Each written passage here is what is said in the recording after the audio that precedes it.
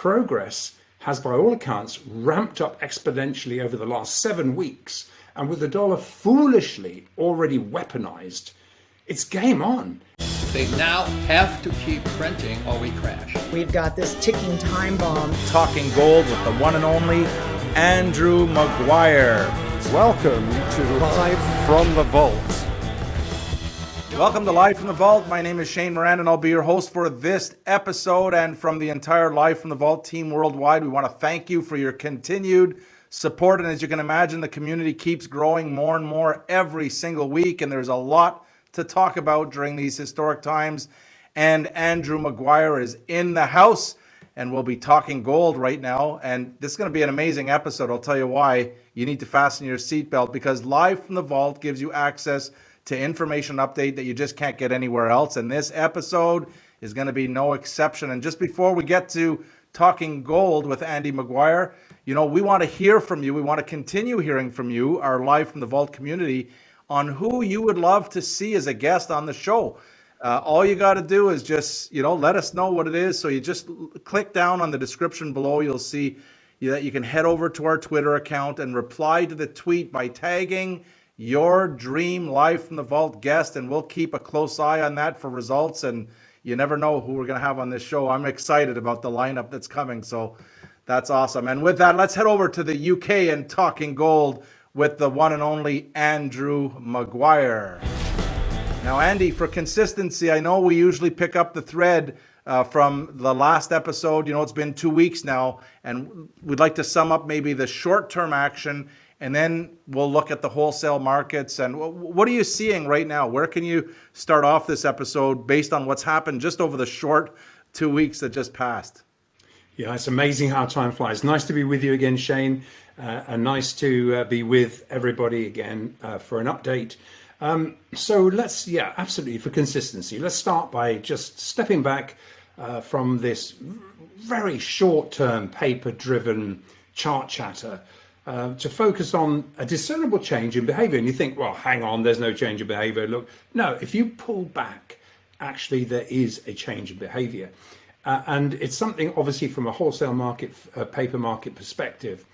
And we've seen this particularly, and this is like really top down, because this comes from after the spike futures-driven bottoms made on the 13th of May.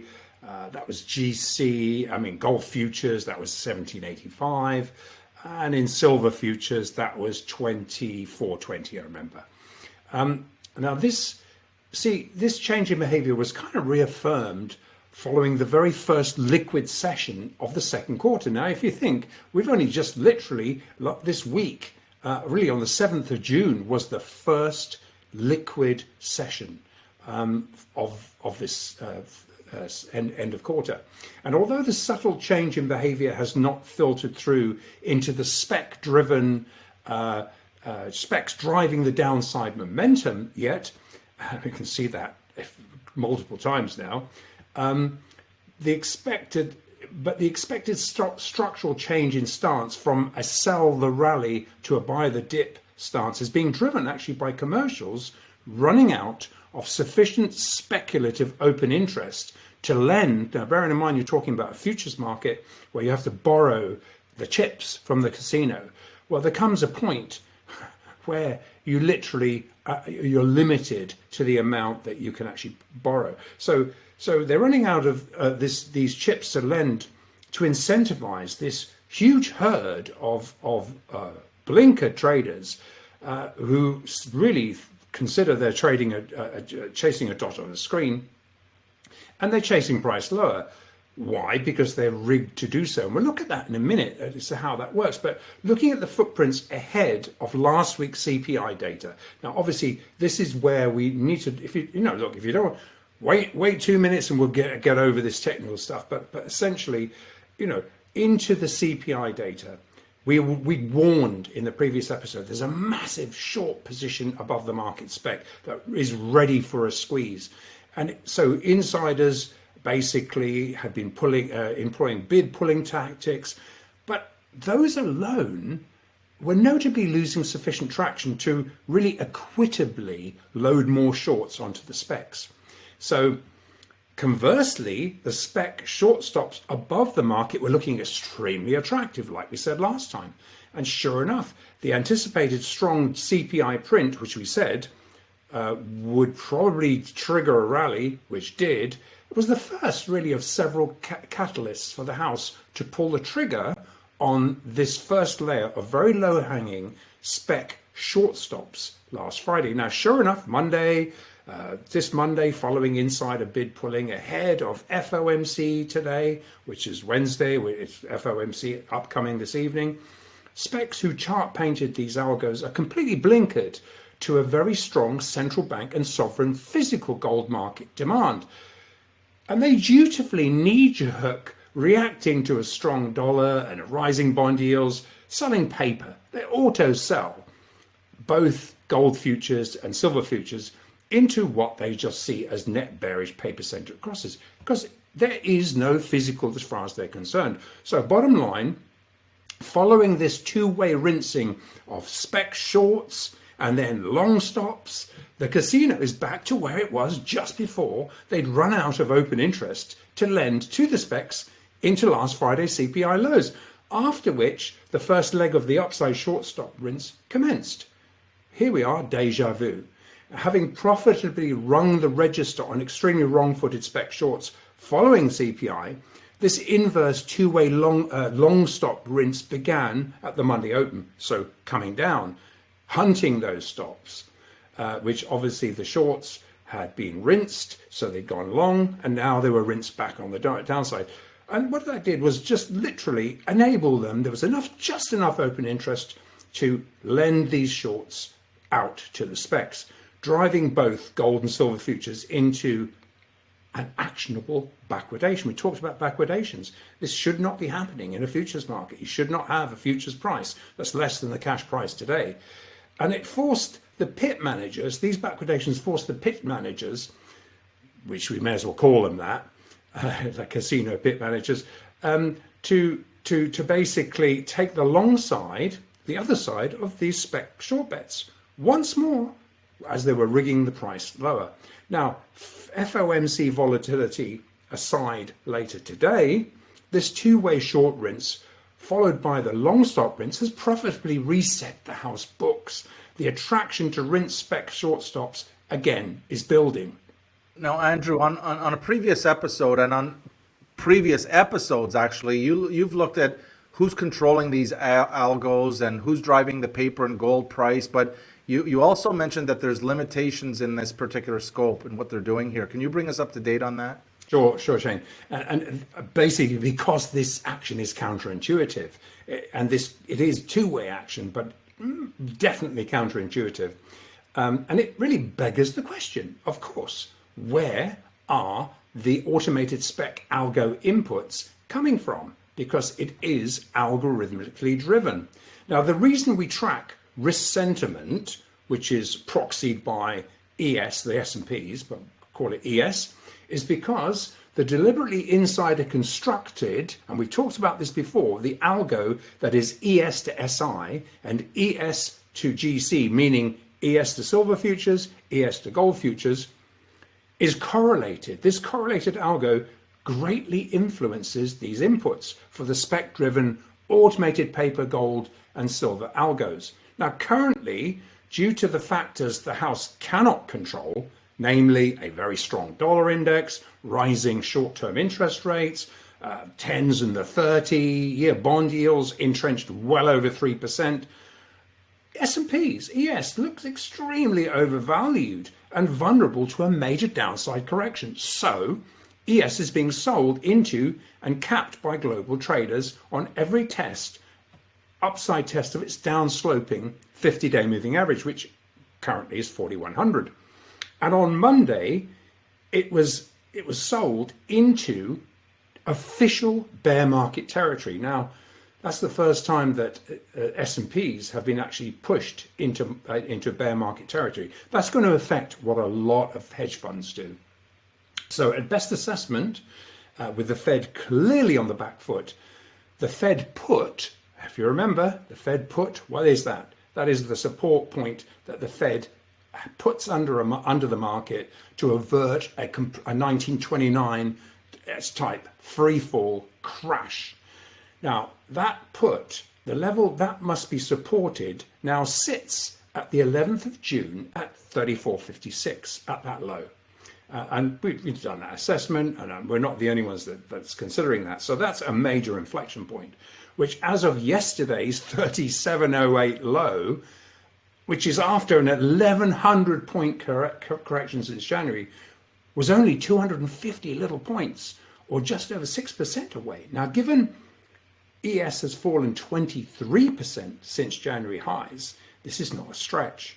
So for this reason, and because of these algos, we need to look at how such an ongoing correction will individually impact gold and silver futures.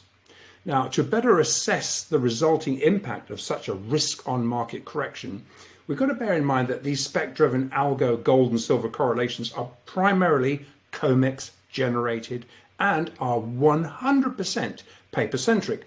So really, in order to assess the impact on gold and silver as a global currency, we need to vend into the equation the directly linked deliverable spot gold and silver foreign exchange crosses, where the extremely leveraged futures-driven paper market meets the lagging but underpinned deliverable physical markets head-on.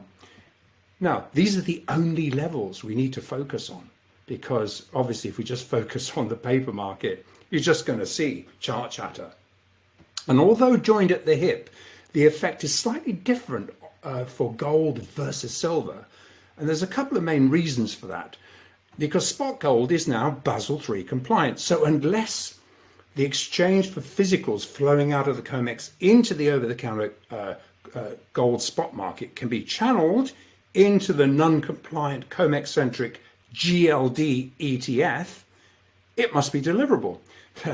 But just as we mentioned GLD, and we'll expand more on this, but as we just mentioned GLD, their admission in their last SEC filing admitted that they can sidestep any requested delivery request, and their wording was, it can be summed up: delivery if delivery is impractical for any reason. That's right in their filing.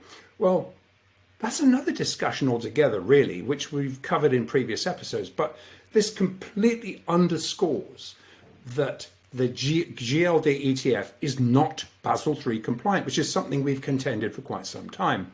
Now, silver already had that ETF backdoor put in place, if you remember, in February 2021, when the SLV custodian BlackRock announced it would not go to market to buy physical silver to match this massive influx of silver orders, which would have driven the silver price literally tens of dollars higher overnight. But for the purpose of discerning the difference algo impacts have on silver versus gold, is that silver is not Basel III compliant. However, silver is also a deliverable foreign exchange cross, joined at the hip to gold with the ratio trade, which is visible and an actionable cross, tradable cross. Now, when the gold-silver ratio is driven to extremes, which is the case now, it's going to be arbitraged by market-making insiders exposed to delivery obligations, forcing a pushback against otherwise price-controlling COMEX-centric algos. So it's not just a one-way street.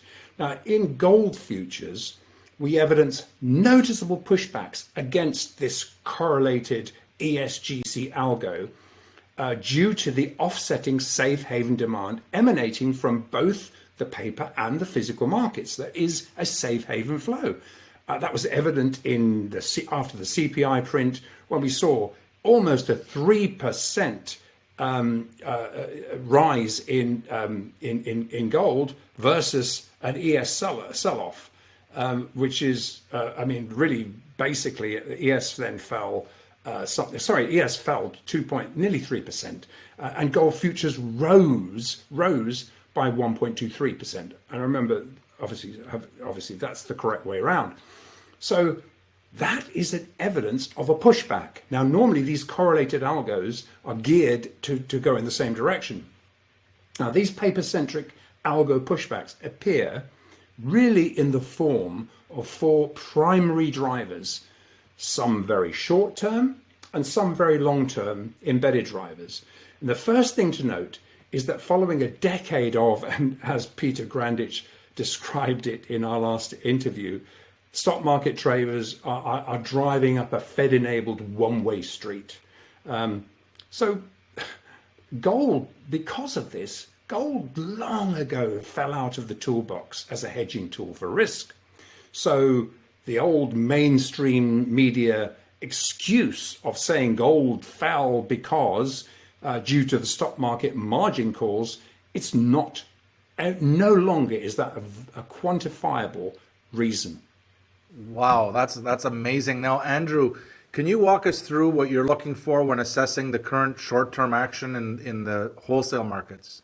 So very short term, into a stock market price decline, which is what we're trying to assess what's going to happen here.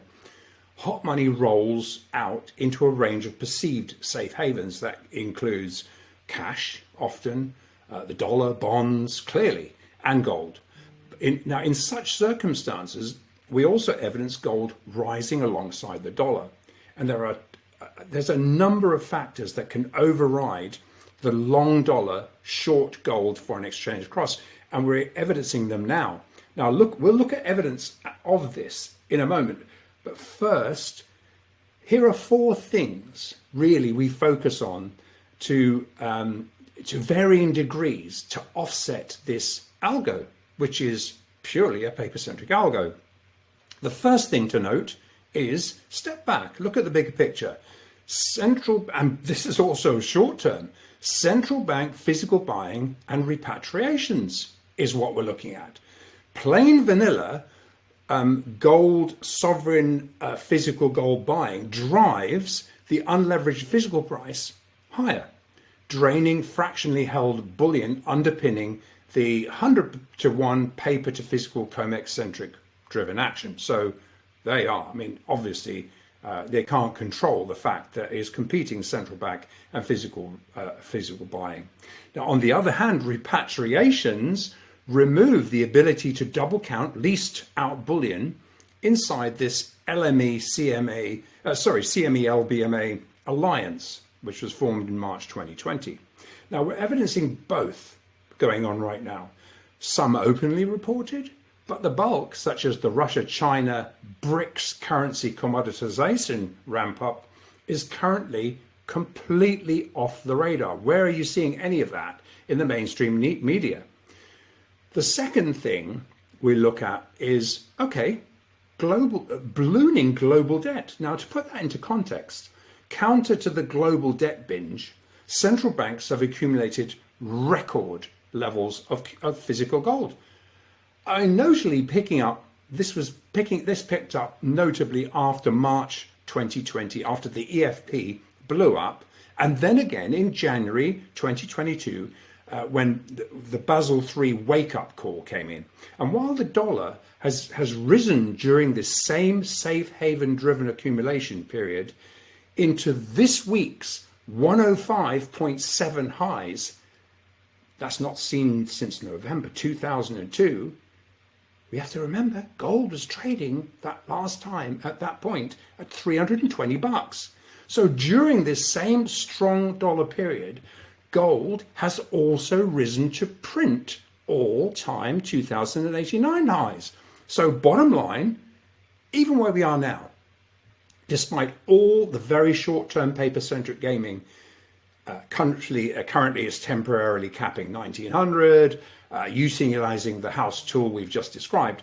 Now, we currently evidence the COT pit insider sweet spot is at 1890, which is $1,580 higher than the prior 20-year-old DX 105.70 print. So we're just trying to bring into context. This blows away the argument that gold has a win-lose relationship with the dollar and stocks.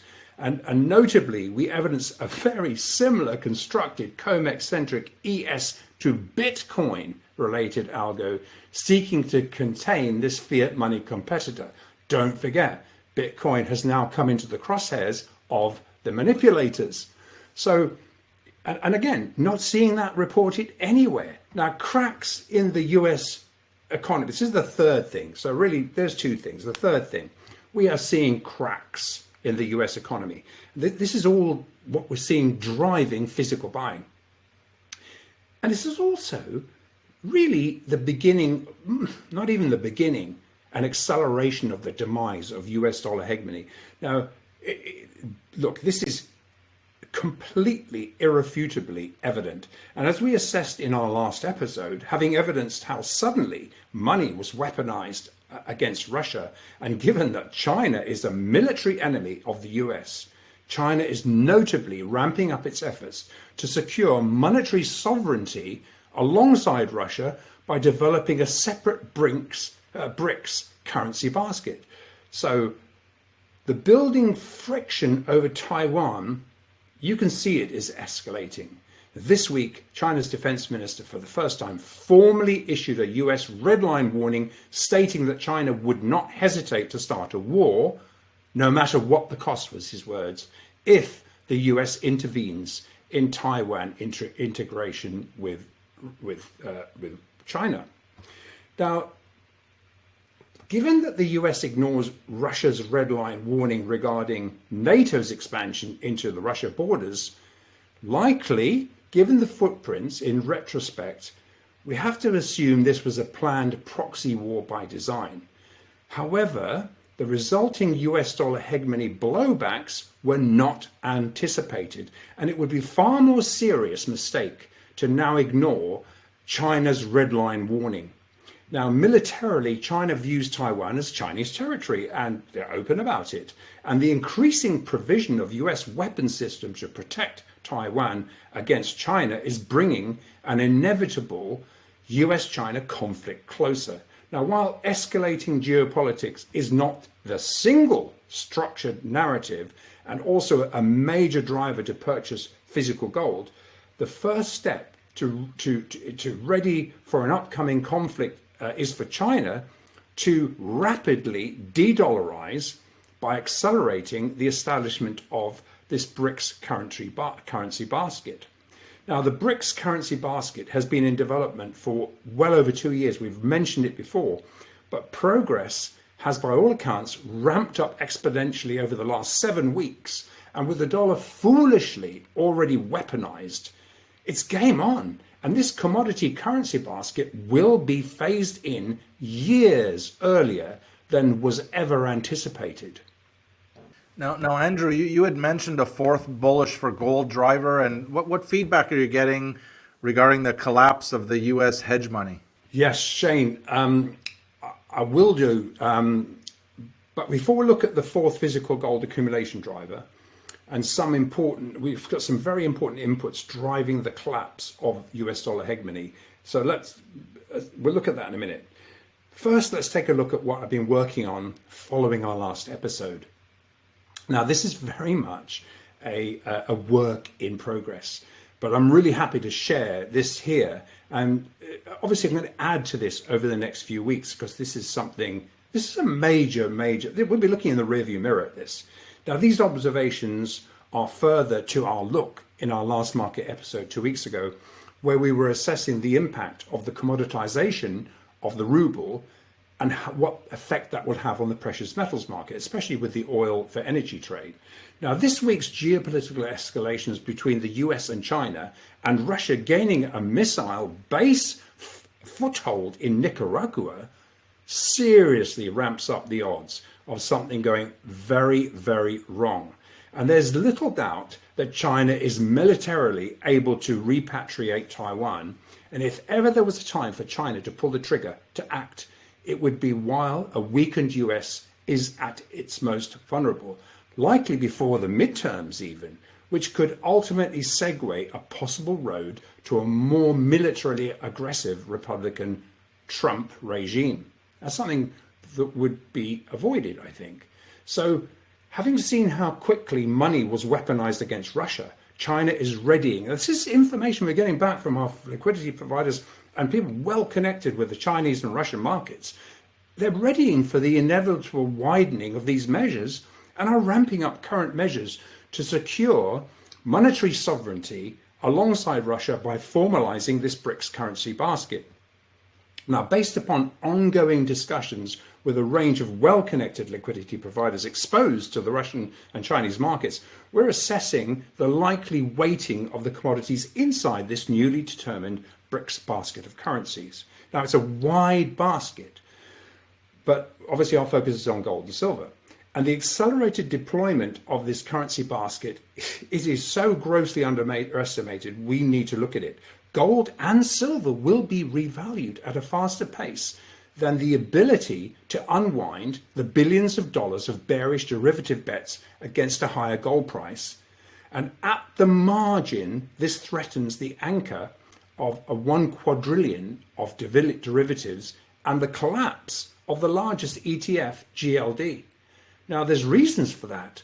So just based on our discussions, the likely weighting of the top 3 commodities inside the BRICS basket of gold is gold, oil, and amazingly enough, silver. Because look, while gold is the anchor, the reason the tiny silver market figures so high in the weightings is that it's the most undervalued and short sold of all commodities on the list. And as evidenced by anchor liquidity provider JP Morgan and Standard Chartered exiting the base metal space following the nickel blow up, paper market liquidity supporting decades-old derivative structures will thin out dramatically. And this will feed into silver, which is, again, as we said last time, we have really good information that JP Morgan wants to get their silver back, which according to all estimates, silver is going to proportionally outperform to the upside. Hence, we bring it up into this as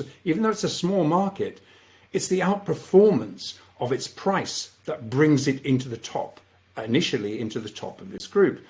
And that being said, Shane, that brings us onto the longer term and more important driver to reset and benchmark the foreign exchange paper gold price against a physically derived global supply demand price. Now, we've looked at this quite a few times over the last 2 years, but if the dollar has any hope of maintaining some semblance of hegemony, gold must be allowed to revalue.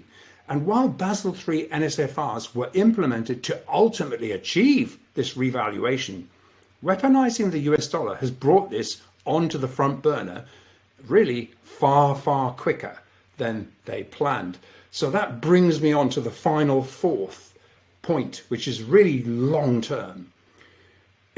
We've talked about this before. Gold's collateralization of US foreign obligations is at historic lows, and to protect rapidly diluting US dollar hegemony, this imbalance must be normalized. And the first step and one of the main objectives of implementing Basel III NSFRs was a structured exit plan to address this global imbalance. The unfactored commoditization of the BRICS currency basket has accelerated the process. And we see this as the primary reason gold must in capitals be revalued a lot quicker than was planned. Now, the current ratio of gold to foreign debts outstanding after recent more printing has now shrunk from 6% to under 5%. In fact, I'm generous to call it 5%. The ratio is significantly below the 20 to 40% historical average, which the Bank of International Settlements likely expects the ratio to ultimately revert to into the implementation of Basel III. But as I say, it was supposed to be a slow progress. Restoring a 20 to 40% ratio of gold to foreign debts outstanding from current levels easily puts gold at between 6,000 and 12,000 per ounce.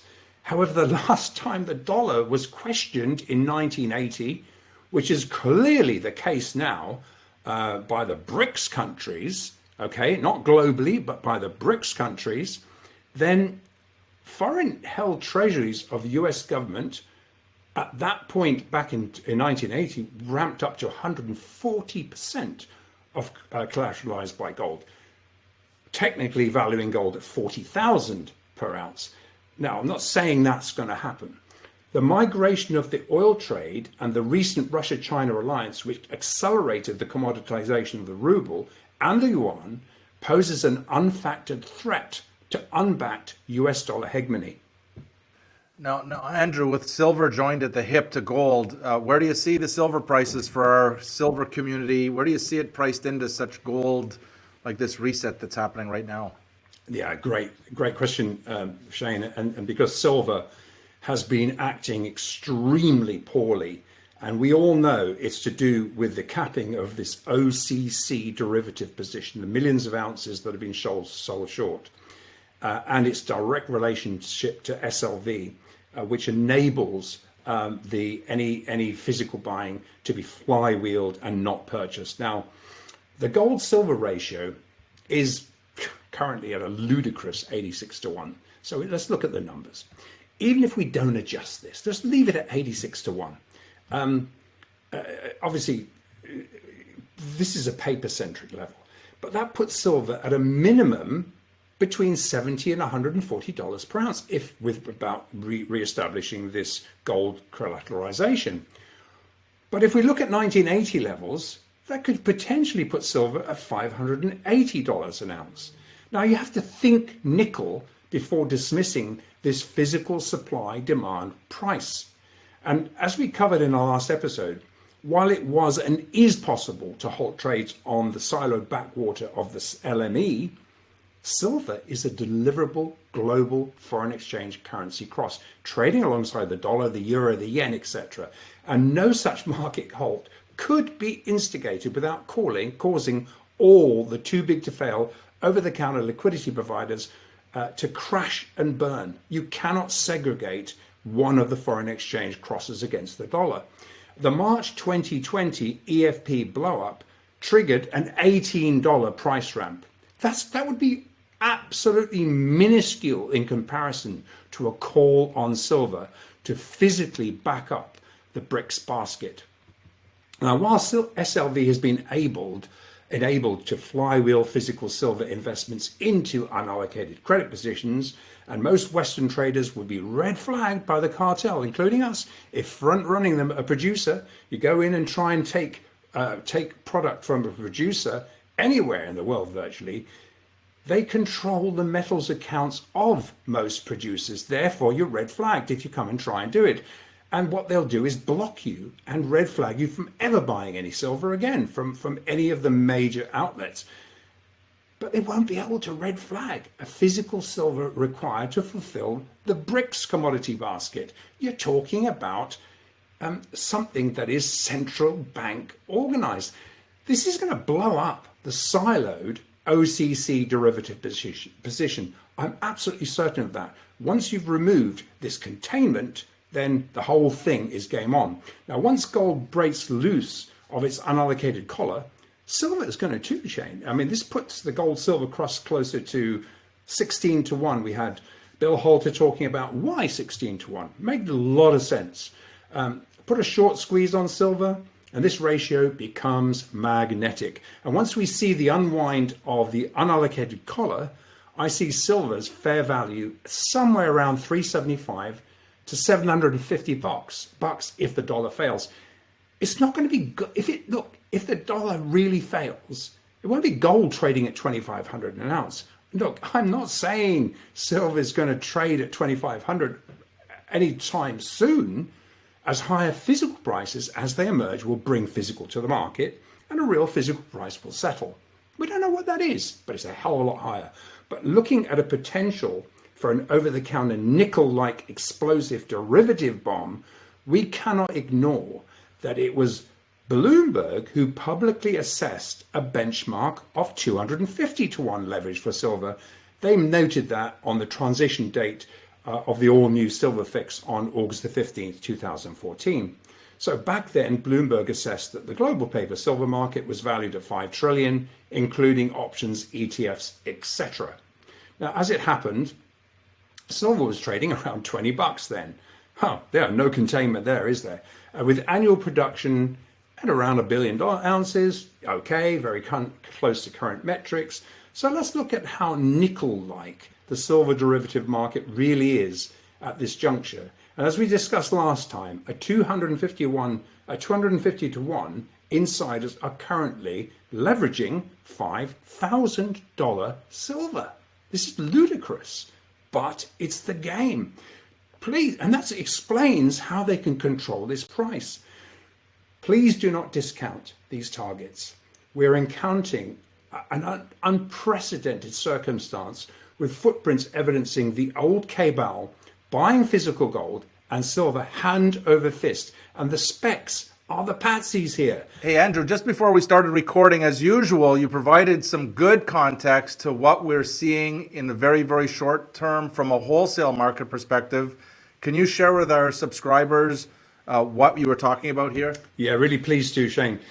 So very short term, looking at the wholesale physical markets, we continue to evidence a steady safe haven physical demand from India and Asia, which has up to now become a sell pivot for the specs at every pit open. If you look at the pit opens, you see that's where the selling starts every single time, almost relentlessly. But as we evidenced as this week has progressed, with the spec selling open interest running thinner, the house has been quicker to take the net long side, overrunning these automated pit sellers who are mindlessly correlated to the rising dollar index and bond yields, and of course inversely to the ES algo that we just described. Now, looking at the global picture with a particular focus on the all-important Russia-China physical gold alliance, there's a couple of things we really observe. Although the gold price in dollar terms has posted a very large $290 correction from, it was at 2,078 on the 8th of March, all the way through to 1785 spike low on the 16th of May, the SGE gold price recorded a much, much smaller decline due to the yuan's depreciation. Now, conversely, the ruble foreign exchange cross versus the dollar has reverted from Biden's rubble assessment, strengthening all the way to 2017 highs against the dollar during the same period, into this $290 US dollar gold price sell-off.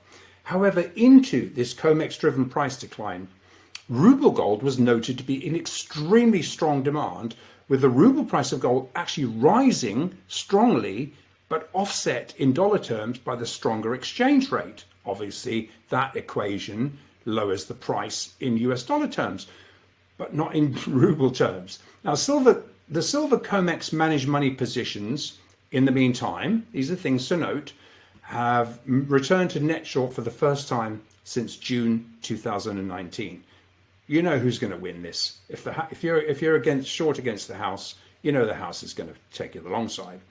And we know that the SLV price is benchmarked at the silver fix, and given the counterintuitive heavy action into a strong physical demand, it's clear there are efforts to fix the derivative price as low as possible as part of the efforts to unwind the related deeply underwater OCC position. Now, notably, each fix this week and last week was banked progressively lower, but backwardations, i.e. the silver price, futures price, much, much lower, deeply lower than the spot price, illustrates it's the commercials who are long against the specs, and it's impossible to hide those footprints. So spec short stops above the market are once again extremely attractive in both gold and silver futures. Structurally, we have not evidenced such a bullish setup since gold was at $1,170 in August 2018 and silver at $12 in March 2020. So Shane, to sum up, in the words of Robert Kiyosaki, how much physical do you have, guys? All right. Thank you so much, Andy Maguire with Talking Gold. And remember, to our Live from the Vault community, buy physical and understand the difference between what Andy affectionately calls the casino paper gold and silver markets and the actual physical gold and silver markets. They're not the same. Don't be fooled. And there you have it. That's all we have for you today on another fascinating episode of Live from the Vault. Please help us share and spread the word about this channel by liking, by sharing.